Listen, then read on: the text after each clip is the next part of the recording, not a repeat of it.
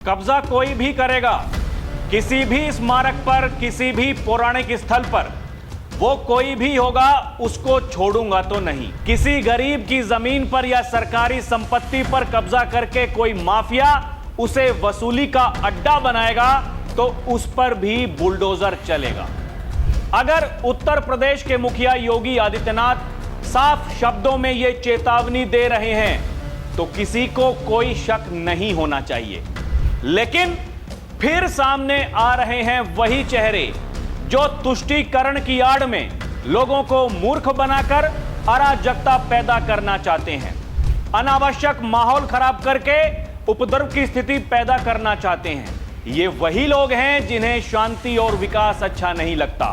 एक बार फिर उनकी ड्रामेबाजी, उनकी नौटंकी शुरू हो गई है। मैं आपको इस बात के लिए आश्वस्त करता हूं, कब्जा कोई भी करेगा किसी भी स्मारक पर, किसी भी पौराणिक स्थल पर, वो कोई भी होगा, उसको छोड़ूंगा तो नहीं।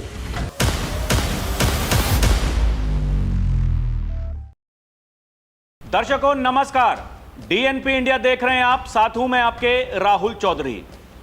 दर्शकों, संभल में बुलडोजर चल रहा है लगातार। योगी आदित्यनाथ संभल के बारे में क्या कहते हैं?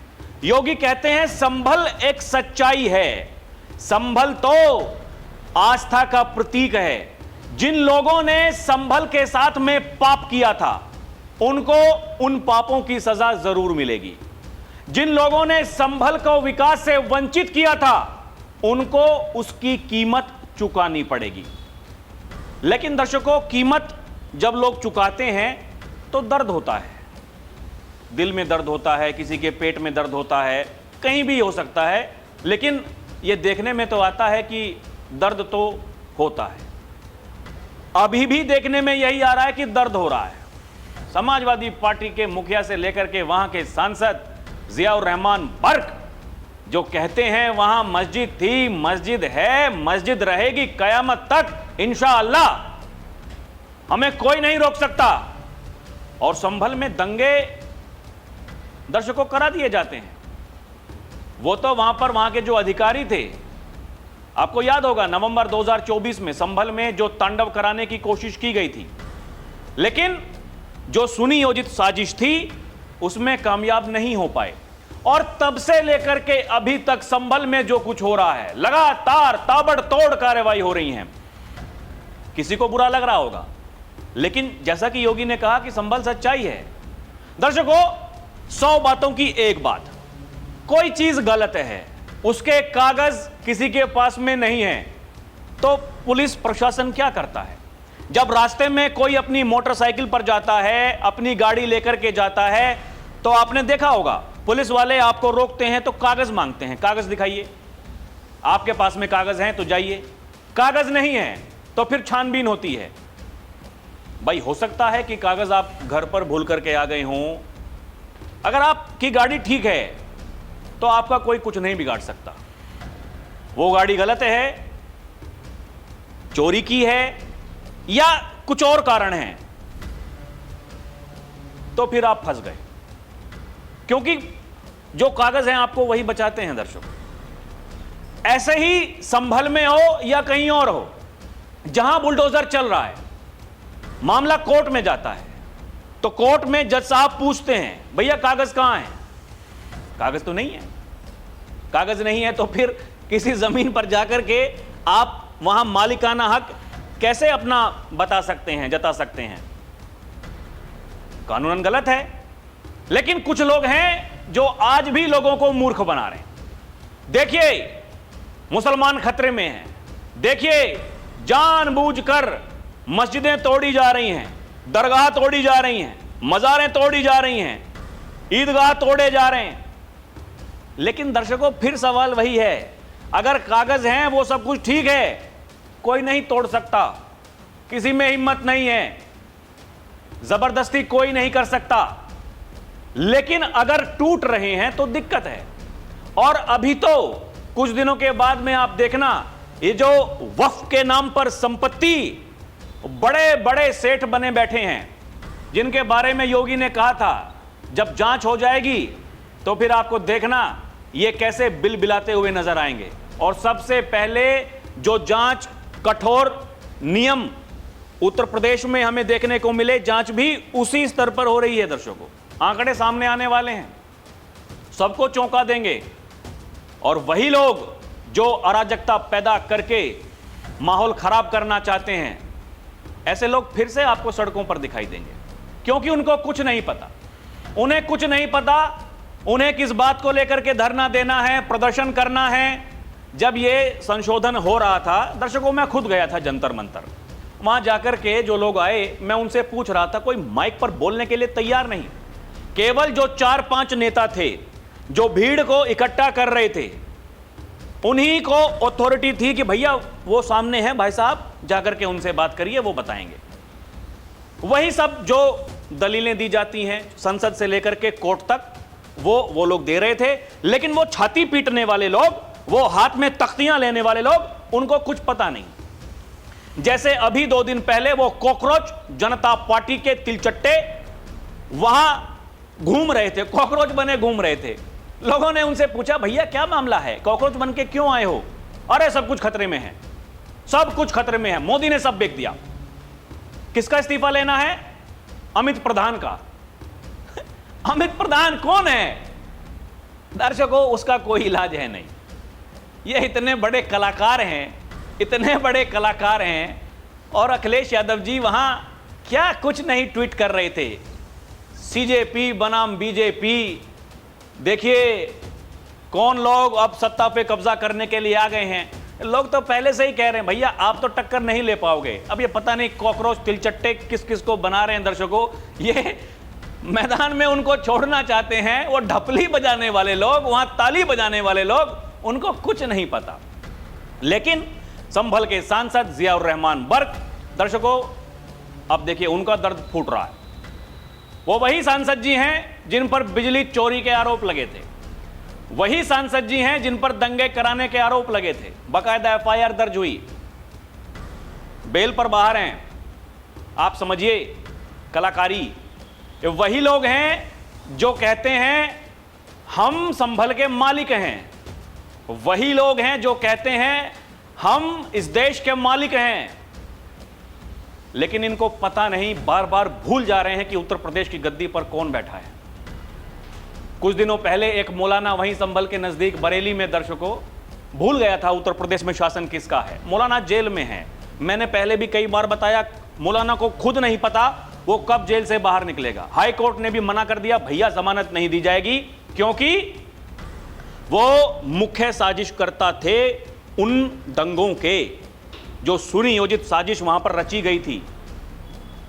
आई लव मोहम्मद के पोस्टर, और आज देखिए दर्शकों, अभी आपको बताऊंगा, ये जो सांसद जी हैं संभल वाले, ये आई लव मोहम्मद के पोस्टर को सही ठहरा रहे हैं।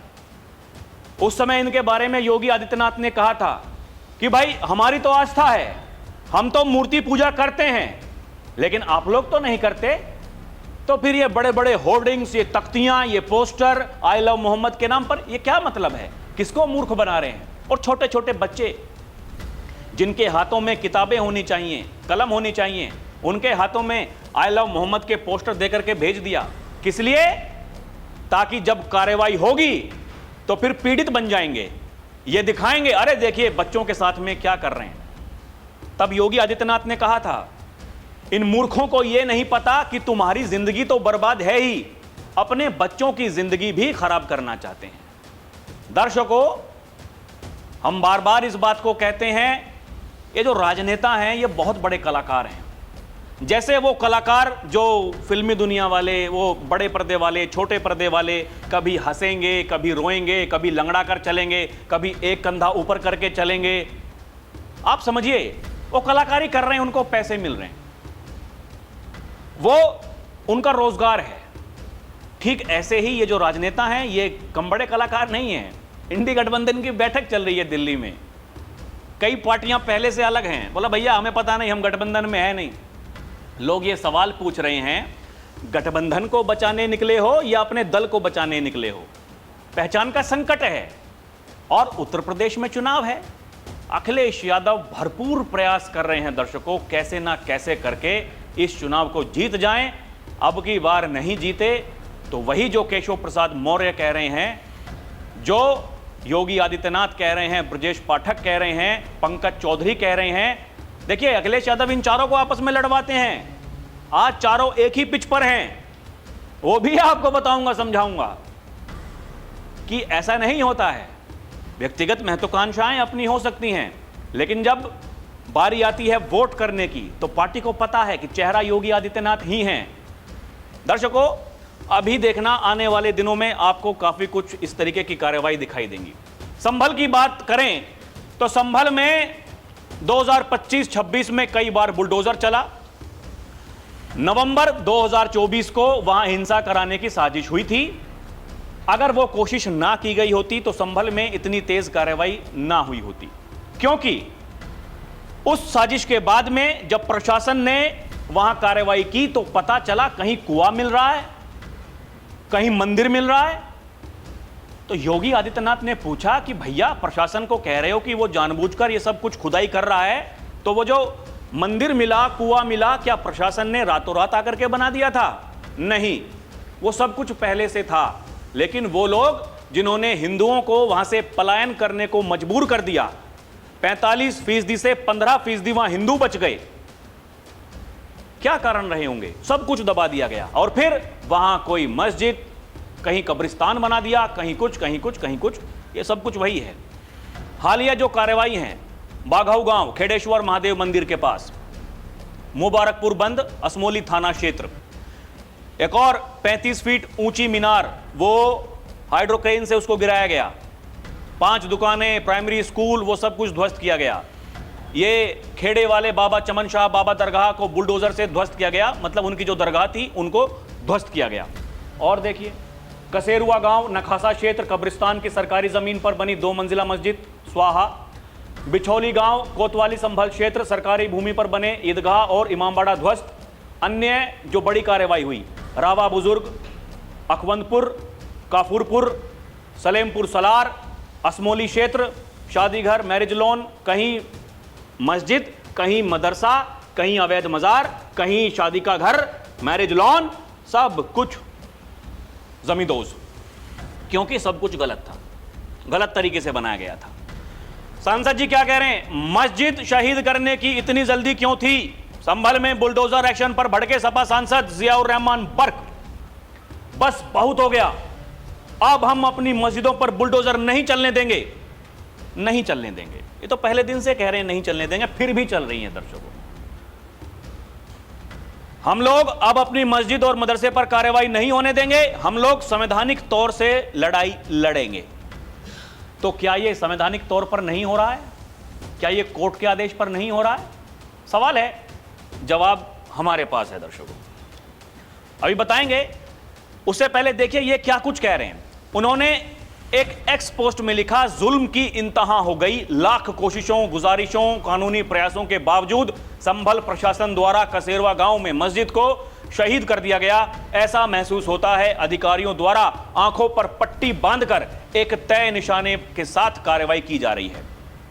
उन्होंने कहा, हमारी मजहबी आजादी को छीना जा रहा है, ऐसा करने का किसी सरकार को अधिकार नहीं है। अब हम लोग अपने धार्मिक स्थल पर हमला नहीं होने देंगे। प्री प्लानिंग के तहत मस्जिद पर कार्रवाई की गई है। और देखिए, कहा जा रहा है अधिकारियों ने अपनी सीमा रेखा के बाहर जाकर काम किया।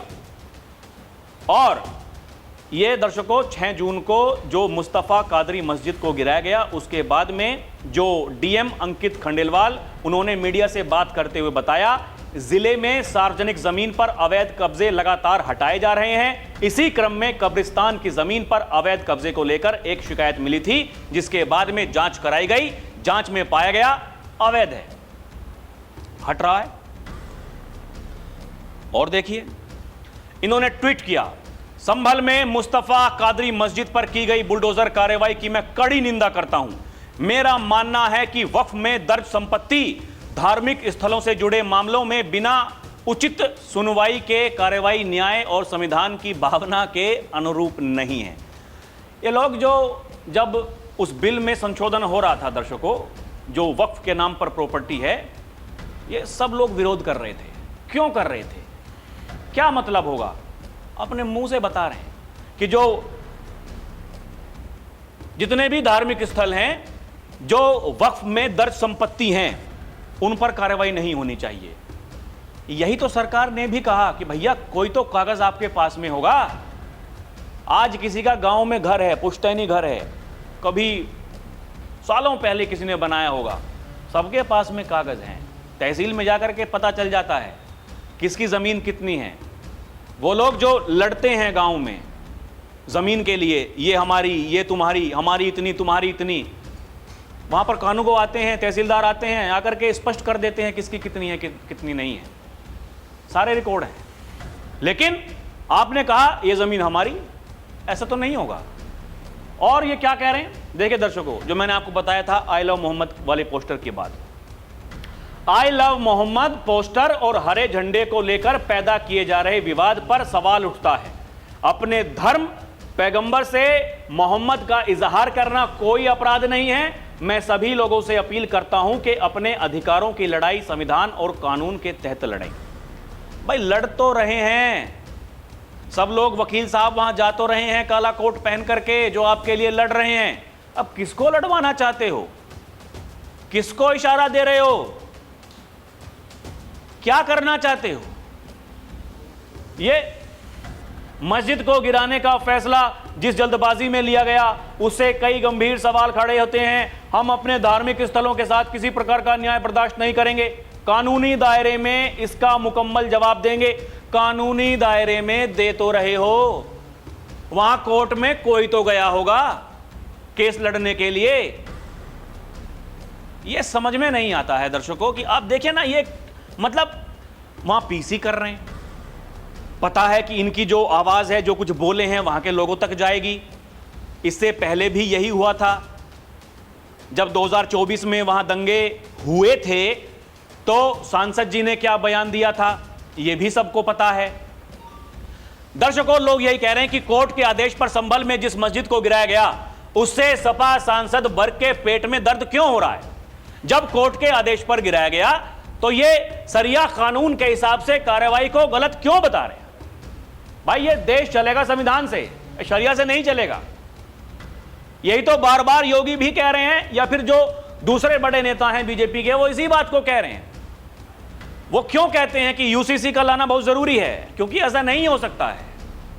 आपका जो मन करा आपने कर दिया, लेकिन क्या योगी थम जाएंगे? यह अपने आप में सवाल है। जवाब है नहीं, क्योंकि जहां असद ने सूर्या की जान ली थी, उसके पास एक और मदरसे में योगी जी ने ताला लगवा दिया। अवैध बने मदरसे पर जल्द ही बुलडोजर चलेगा। पूरी गली में सीसीटीवी डिलीट करने वाले घरों को भी नोटिस मिला है, किसी ने नक्शा पास नहीं कराया था। एक तो गलत काम करेंगे और फिर अपराधी को बचाएंगे। वहां जो असद के मोहल्ले वाले थे गाजियाबाद के खोड़ा में, उन कलाकारों ने अपने जो सीसीटीवी फुटेज थे वो डिलीट कर दिए ताकि पुलिस ना मांग ले, क्योंकि उनमें सच छुपा था। लेकिन क्या पुलिस रुक गई? नहीं रुकी। जो उन्हें करना था कर दिया। ये सोचते हैं कि कुछ भी कहेंगे, कुछ भी बोलेंगे और मान जाएंगे। दर्शकों, यही जो प्रशासन वहां पर बार बार इस बात को कह रहा है कि यह सारी कानूनी प्रक्रिया है। सरकारी भूमि पर अवैध कब्जा है, कार्रवाई केवल ऊसर भूमि, ग्राम समाज भूमि, कब्रिस्तान की सरकारी हिस्सेदारी, खेल मैदान, तालाब, सड़क आदि पर बने अवैध निर्माणों, मजार, मस्जिद, मदरसा, ईदगाह आदि पर हो रही है। लेखपाल, राजस्व टीम की जांच, पैमाइश, नोटिस जारी करना, तहसीलदार कोर्ट में सुनवाई, बेदखली आदेश, अपील खारिज होने के बाद ही एक्शन हो रहा है। वही बात डीएम साहब कह रहे हैं, वही बात वहां के कप्तान कह रहे हैं। और ये मुख्य तथ्य जो हैं दर्शकों इसके, तहसीलदार कोर्ट के बेदखली आदेश के बाद ही, जैसे शिकायत, राजस्व टीम की रिपोर्ट, फिर तहसीलदार कोर्ट में सुनवाई, पक्षकारों को नोटिस जारी किया जाता है, अखबारों में पब्लिक नोटिस भी दिया जाता है, अपील स्टे न मिलने पर बेदखली आदेश जारी किया जाता है, उसके बाद बुलडोजर एक्शन होता है।